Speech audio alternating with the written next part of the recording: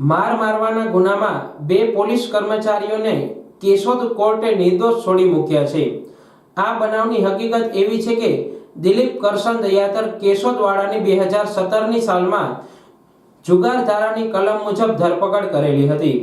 Keshod police દ્વારા દિલીપ દયાતરને કોર્ટમાં રજૂ કરતા કેશોદ પોલીસ સ્ટેશનમાં ફરજ બજાવતા ASI Chhatrabhuj Keshavbhai Ramoliya, police constable Chimanbhai Ebhabhai ચુડાસમાએ લાકડી પાઇપથી દિલીપ દયાતરના હાથ પગ પર માર મારવાની ફરિયાદ દિલીપે કોર્ટમાં કરી હતી। તેથી કોર્ટ દ્વારા જુગારના આરોપી દિલીપ દયાતરની મેડિકલ તપાસ કરવામાં આવેલી અને બંને પોલીસ કર્મચારી વિરુદ્ધ ગુનો નોંધી કેસ ચલાવવાનો હુકમ કર્યો હતો। બંને પોલીસ કર્મચારીના એડવોકેટ માળિયાહાટીના મશહૂર ધારાશાસ્ત્રી સુધીર દત્તા તેમજ કેશોદ પ્રખર ધારાશાસ્ત્રી વિશાલ જોશી દ્વારા ધારદાર દલીલ કરવામાં આવેલી કે બનાવ સમયે બંને પોલીસ કર્મચારીની કસ્ટડીમાં ઈજા પામનાર દિલીપ દયાતર હતો નહીં, તેમજ પોલીસ સ્ટેશનમાં બંને કર્મચારીની હાજરી ન હતી। દિલીપ દયાતરના સગા પોલીસમાં ફરજ બજાવે છે, તેના કહેવા મુજબ ખોટી ફરિયાદ કરવામાં આવી છે, તેવો બચાવ કરવામાં આવ્યો હતો।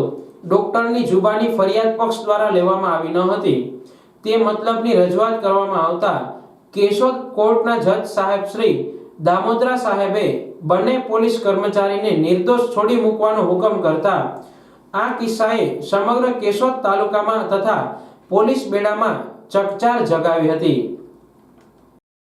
સુધીર દત્તા એડવોકેટ કેશોદ કોર્ટમાં જુગારના આરોપી દિલીપ કરશન દયાતર દ્વારા 2017ની સાલમાં રજૂ કરવામાં આવતા કેશોદના બે પોલીસ કર્મચારી દ્વારા પ્લાસ્ટિકના પાઇપથી મારા સબબની ફરિયાદ કરવામાં આવતા નામદાર કેશોદ કોર્ટ દ્વારા આરોપી દિલીપની મેડિકલ તપાસણી કરવામાં આવતા અને પોલીસ કર્મચારી ગુનો બનતો એ કેસ ચલાવવાનો હુકમ કરેલો।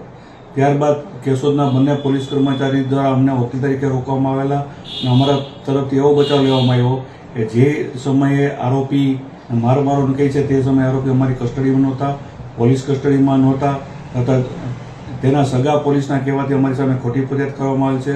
ડૉક્ટરનો પુરાવો તપાસવામાં આવ્યો નથી તેવા કાયદાકીય મુદ્દાનો બચાવ લેવામાં આવતા કેશોદના નામદાર જજ સાહેબ દામોદરા સાહેબ દ્વારા પોલીસ કર્મચારીઓને નિર્દોષ છોડી મૂકવાનો હુકમ કરવામાં આવેલ છે।